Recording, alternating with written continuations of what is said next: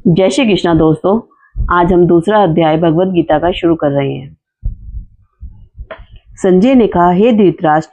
तब श्री कृष्ण व्याकुलचित अर्जुन से बोले, हे अर्जुन, अनर्थ के सेवन करने योग्य अपयश कारक मोह इस समय तुम्हारे मन में कहां से आया? तुम कायर मत बनो, यह शोभा नहीं देता। तुम हृदय की दुर्बलता को त्याग कर युद्ध के निमित्त खड़े हो जाओ। अर्जुन ने कहा, हे मधुसूदन, मैं रण में पूज्य भीष्म और द्रोणाचार्य के ऊपर बाण प्रहार कर कैसे युद्ध करूं? गुरुजनों को मारकर उन्हें रक्त से सने भोगों को कैसे भोगूंगा? हम नहीं जानते कि संग्राम में हम दोनों में से कौन जीतेगा। यदि हम जान भी ले तो जिनको मार करके हम जीवित रहना नहीं चाहते, वह धृतराष्ट्र के पुत्र हमारे सामने प्रस्तुत हैं। मैं आपसे पूछता हूँ, जिससे निश्चय करके मेरा भला हो, वह मुझे समझा कर कहिए, क्योंकि मैं आपका शिष्य हूँ। मुझे शिक्षा दीजिए। मुझे पृथ्वी का निष्कंटक राज्य मिल जाए और देवताओं का भी आधिपत्य मिल जाए, तो भी ऐसा कोई उपाय नहीं दिखता कि जो मेरी इंद्रियों के शोक को दूर करे। हे गोविंद, मैं युद्ध नहीं करूंगा। यह कहकर अर्जुन चुप हो गया। संजय बोला, हे राजन, दोनों सेनाओं के मध्य में खिन्न होकर बैठे अर्जुन ने श्री कृष्ण ने ये वचन कहे, हे अर्जुन, जिसके लिए शोक नहीं करना चाहिए तू उसके लिए शोक करता है, और पंडितों के से वचन तो कहता है, परंतु पंडित लोग न मरे का शोक करते हैं न जीवितों का। यह बात असंभव है कि मैं पहले न था, तुम न थे, और ये राजा भी नहीं थे, और इसके बाद नहीं रहेंगे। जैसे देहधारियों की इस देह की लड़कपन, जवानी, बुढ़ापा ये अवस्था होती है, वैसे ही मृत्यु के बाद दूसरी देह की भी होती है। इसलिए पंडित लोग मोक्ष को प्राप्त नहीं होते। हे नर श्रेष्ठ, सुख दुख को समान मानने वाले जिस वीर पुरुष को ये भ्राम पदार्थ क्लेश नहीं देते, वह मोक्ष पाने का अधिकारी है। असत वास्तु का तो अस्तित्व नहीं है और सम का अभाव नहीं है। इस प्रकार इन दोनों की भी तत्वज्ञानी पुरुषों ने देखा है, जिससे सारा संसार व्याप्त है। उसको अविनाशी जानो, क्योंकि इस नाश रहित आत्मा का विनाश करने में कोई समर्थ नहीं है। अतएव हे भारत, तुम युद्ध करो। जो पुरुष इस आत्मा को मारने वाला तथा जो मरने वाले मानते हैं, वे दोनों ही ज्ञानी नहीं हैं, क्योंकि यह आत्मा न मरती है न मारती है। आत्मा न कभी जन्मती है और न कभी मृत्यु को प्राप्त होती है। नष्ट होने पर भी वह नाश को प्राप्त होती है। जो पुरुष इस आत्मा को नित्य, अविनाशी, निर्विकार और अजन्मा जानता है, वह किसको आघात करावेगा और किसको मारेगा। जिस प्रकार मनुष्य पुराने वस्त्र को फेंक कर नए वस्त्र ग्रहण करता है, उसी प्रकार आत्मा पुरानी देह छोड़कर नई देह धारण करती है। आत्मा को शस्त्र नहीं काट सकते, अग्नि नहीं जला सकती, जल भिगो नहीं सकता। यह अविनाशी, सर्वव्यापी, स्थिर, अचल और सनातन है। यह इंद्रियों से जानी नहीं जा सकती। यह कल्पना से भी परे है। इसलिए ऐसा जानते हुए तुम्हें शोक करना उचित नहीं। हे महाभाव, यदि तुम इस आत्मा को नित्य जन्म लेने और नित्य मरने वाली मानते हो, तो तुमको शोक नहीं करना चाहिए, क्योंकि जो जन्मा है उसकी मृत्यु, और जिसकी मृत्यु हुई है उसका जन्म निश्चय है। अतएव जो बात अनिवार्य है उसके लिए सोच करना व्यर्थ है। जन्म लेने से पहले क्या था, किसी को मालूम नहीं। फिर मरने के बाद क्या होगा, कोई नहीं जानता। ऐसी दशा में किस बात का सोच करना तुमको उचित है? इस कारण सब प्राणियों के विषय में तुमको सोच करना उचित नहीं है। अपने धर्म को भी सोचकर तुमको घबराना उचित नहीं है, क्योंकि क्षत्रिय को धर्म पूर्वक युद्ध से और कुछ भला करने वाला नहीं है। हे पार्थ, बिना इच्छा किए स्वर्ग का द्वार रूप यह युद्ध तुमको स्वतः प्राप्त हुआ है। यदि तुम अपने धर्म के अनुसार इस संग्राम को ना करोगे, तो अपना धर्म और बड़ाई खो बैठोगे। सब लोग सदा तुम्हारी अपकीर्ति करेंगे, और प्रतिष्ठा वाले पुरुषों के लिए अपयश का होना मृत्यु से भी बढ़कर है। हे महारथी, समझेंगे कि अर्जुन डरकर संग्राम से हट गया, और अब तक जो लोग तुम्हारा मान करते थे, वे अपयश करने लगेंगे। शत्रु लोग तुम्हारे पराक्रम की निंदा करते हुए अनेक प्रकार के दुर्वचन कहेंगे। इससे बढ़कर दुख तुमको और क्या होगा। यदि तुम युद्ध में नष्ट हो गए तो स्वर्ग का सुख भोगोगे और जीतने पर पृथ्वी तल तक राज्य करोगे। इसलिए युद्ध के निमित्त दृढ़ प्रतिज्ञ होकर खड़े हो जाओ। सुख दुख लाभ हानि जय पराजय इनको समान समझकर लड़ने के लिए तैयार हो। ऐसा करने से तुम पाप को प्राप्त नहीं होगे। हे पार्थ, यह ज्ञानोपदेश ज्ञान योग के विषय में तुझसे कहा गया है। अब निष्काम कर्म योग के विषय में सुन। जिस ज्ञान को पाकर कर्म बंधन में तेरी मुक्ति होगी। कर्म योग मार्ग एक बार प्रारंभ किए बिना कर्म का नाश नहीं होता और विघ्न पड़े पर भी शुभ फल होता है। और इस कर्म का केवल प्रारंभ ही संसार के भय से छुड़ाकर पूर्ण ब्रह्म प्राप्त करता है। निश्चय करने वाली बुद्धि इस निष्काम कर्म में एक ही है और कामना वाले पुरुषों की बुद्धि एकाग्र नहीं होती। उनकी शाखा प्रशाखाएं होती हैं। ऐसी दशा में मनुष्य संदेह में रह जाता है। हे अर्जुन, अज्ञानी उस पुष्पिता वाणी को ही स्वर्ग सुख से बढ़कर कुछ नहीं समझते। स्वर्ग सुख को ही तो उत्तम पुरुषार्थ समझते हैं। उसका कामनाओं से चित्त व्याकुल होने के कारण निश्चयात्मक बुद्धि से मोक्ष साधन को नहीं उत्पन्न होती, कारण कि उनका चित्त भोगादिक में सदैव निमग्न रहता है। जिन मनुष्यों का चित्त इस प्रकार मोहलिप्त है और जिनकी आसक्ति भोग विलास और ऐश्वर्य में है, ऐसे पुरुषों के अंतःकरण में निश्चित आत्मक बुद्धि नहीं होती है। हे अर्जुन, वेद त्रिगुणात्मक है। तुम निष्काम हो जाओ। सुख दुख को समान जानकर नित्य योग क्षेम आदि स्वार्थों में ना पड़कर धीरजवान और आत्मनिष्ठ हो।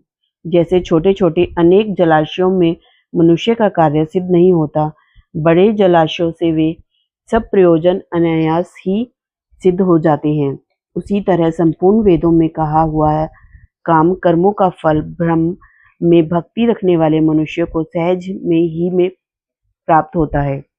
तुमको केवल कर्म करना चाहिए, फल तुम्हारे अधिकार में नहीं। तुम ना तो फल की अभिलाषा से काम करो, ना निकम्मे ही रहो। फल की आशा त्याग कर कार्य की सफलता को सम्मान मानकर तुम योगस्थ होकर कर्म करो। यही कर्म ज्ञान योग है। इस बुद्धि रोग सहित कर्म से अन्य कर्म अंतहीन हैं। इसलिए तुम बुद्धि योग का आश्रय ग्रहण करो। फल की इच्छा रखने वाले निष्कृष्ट होते हैं। निष्काम करने वाले पुरुष ईश्वर कृपा से इसी संसार में सुकृत और दुष्कृत इन दोनों का ही त्याग कर देता है। इसलिए तुम निष्काम कार्य में प्रवृत्त हो जाओ। कर्म फल को त्याग कर ही बुद्धि युक्त ज्ञानी पुरुष जन्म बंधन से हटकर मोक्ष को प्राप्त होते हैं। जब तुम्हारी बुद्धि मोह बनकर बाहर निकल जाएगी, तब तुम्हारा मन आगे सुनने वाली कथा हुई बातों में विरक्त हो जाएगा। अनेक श्रुति स्मृतियों में के वचनों को सुनने से तुम्हारी बुद्धि भ्रमित हो गई है। जिस समय वह निश्चल होकर आत्मा में स्थित होगी, तभी तुमको तत्व ज्ञान प्राप्त होगा। अर्जुन ने पूछा, हे केशव, आत्मस्वरूप से निश्चल बुद्धि वाला किसको कहा है? उसके लक्षण क्या हैं? श्री कृष्ण जी बोले, अर्जुन, जो महापुरुष मन की सब कामनाओं को त्याग देता है और अपने आप ही में प्रसन्न रहता है, उसको निश्चल बुद्धि कहते हैं। दुख में किसके मन को खेद नहीं होता और सुख में किसको आसक्ति नहीं होती और प्रीति भय क्रोध किसके जाते रहते हैं। वह महात्मा स्थिर बुद्धि वाला मुनि कहलाता है, जो शुभ पदार्थ प्राप्त होने से हर्ष नहीं करता और अशुभ से अप्रसन्न नहीं होता। उसी को स्थिर बुद्धि जानना चाहिए। और कछुआ जैसे अपने अंगों को सिकोड़ लेता है, उसी तरह जो पुरुष अपनी इंद्रियों को विषय से हटाता है, उसी की बुद्धि स्थिर जानी जाती है। निर्हारी पुरुष के विषय घट जाते हैं और विषयों में उसकी चाह बनी रहती है।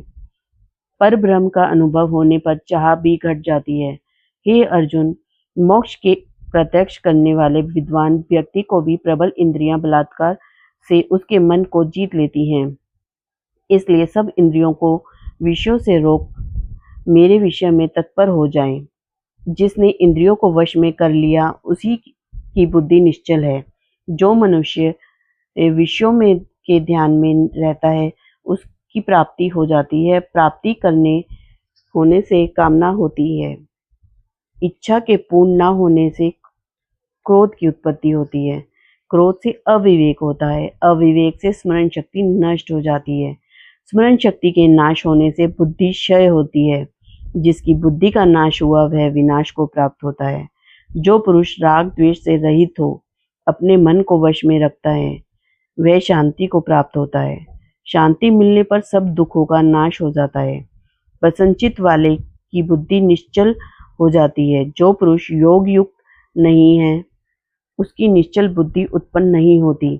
ईश्वर में भावना नहीं होती। भावना के न होने से अशांति प्राप्त होती है। अशांत सुख कहाँ से मिलेगा? जैसे वायु नाव को जल में खींच ले जाती है, उसी प्रकार इंद्रियां उस पुरुष को बुद्धि का नाश कर देती हैं, जिसका मन विषय सिद्धि से इंद्रियों के पीछे लग जाता है। इस कारण हे महाबलो, जिसने इंद्रियों को विषयों से सर्वथा रोक रखा है, उसकी बुद्धि स्थिर है। जो सब प्राणियों की रात है, उसमें संयमी जागता रहता है, और प्राणी मात्र जिस समय जागते हैं मुनिजनों की, वह रात्रि है। जल से भरे समुद्र में और नदियों का जल भरने पर भी वह अपनी मर्यादा पर रहता है। उसी प्रकार जिस पुरुष में इच्छा के न रहने से भी सब विषय योग भोग प्रवेश करते हैं, उसी को शांति मिलती है। विषयों की इच्छा करने वाले को शांति नहीं मिलती। जो सब कामनाओं को छोड़कर तथा इच्छा रहित विचरता है और ममता अहंकार जिसमें नहीं है, वह शांति को प्राप्त होता है। हे पार्थ, ब्रह्म स्थिति यही है। ऐसी स्थिति मिल जाने पर फिर मोह में नहीं फंसता और अंत समय में निर्वाण ब्रह्म को प्राप्त होता है। दूसरा अध्याय समाप्त हो गया है। अब हम इस अध्याय का महत्व पढ़ेंगे, जिससे हमें पता चलेगा कि हमें अध्याय पढ़ने से क्या महत्व होता है। नारायण जी बोले, हे लक्ष्मी, दक्षिण देश में एक पुण्य नाम का नगर था। वहां एक देव सुशर्मा धनवान रहता था। वह साधु सेवा करता था। जब संत सेवा करते बहुत दिन बीत गए, तब एक बाल नामक ब्रह्मचारी आया। उसकी सेवा बहुत करी और विनय करी। हे संतजन, मुझे कृपा कर श्री नारायण के पाने का ज्ञानोपदेश करो, जिससे मेरे जीवन का कल्याण और मुक्ति हो जाए। तब ब्रह्मचारी ने कहा, मैं तुझे गीता जी के दूसरे अध्याय का पाठ सुनाता हूँ। उसको सुनने से तेरा कल्याण होगा। तू श्रवण कर। हे चरवाहा, वन में बकरियां चराता था। वहां मैं भजन करता था। एक दिन एक रात को चरवाहा बकरियां लेकर घर को चला। मार्ग में एक सिंह बैठा था। एक बकरी सबसे आगे चली आती देखकर शेर भाग गया। तब चरवाहा यह आश्चर्य देखकर बड़ा चकित हुआ और वहां खड़ा हुआ। उस चरवाहे ने मुझसे पूछा, मैंने यह आश्चर्य देखा कि बकरी को देखकर शेर डर के भाग गया। तुम त्रिकालज्ञ हो, वह वृतांत मुझे कह सुनाओ। संत ने कहा, हे चरवाहे, मैं तुझे एक पिछली वार्ता सुनाता हूँ। यह बकरी पिछले जन्म में डायन थी। जब इसका पति मर गया, तब यह बड़ी डायन हो गई। उसके बाद जब सुंदर लड़के को देखती थी तो उसे खा लेती थी। यह शेर पिछले जन्म में फंदक था। वह पक्षी पकड़ने वन को गया और डायन भी वन में थी। वहां डायन ने उस फंदक को खा लिया। अब वही फंदक शेर हुआ और यह डायन बकरी हुई। शेर को पिछले जन्म की खबर है, इसलिए बकरी को देखकर शेर ने जाना कि अब भी तुझे खाने आई है। अब चरवाहे ने कहा, मैं पिछले जन्म कौन था? तब संत ने कहा, तू पिछले जन्म में चांडाल था। चरवाहे ने कहा, हे संत जी, कोई ऐसा उपाय भी है जिससे हम तीनों ही इस अधम देह से छूट जाएं? तब संत जी ने कहा, हम तुम तीनों का उद्धार करते हैं। यह कह संत जी ने गीता जी के अक्षर सुनाए। तब उसी समय आकाश से विमान आया और वह सब विमानों में चढ़कर बैकुंठ लोक को गए। अधम देह को से छूटकर देव देह पाकर बैकुंठ को चला। तब श्री नारायण जी ने कहा, हे लक्ष्मी, जो मनुष्य श्री गीता के ज्ञान को पढ़े, सुने वह अवश्य मुक्ति को प्राप्त होता है। जय श्री कृष्ण दोस्तों। आज का दूसरा अध्याय हमारा यहाँ समाप्त होता है।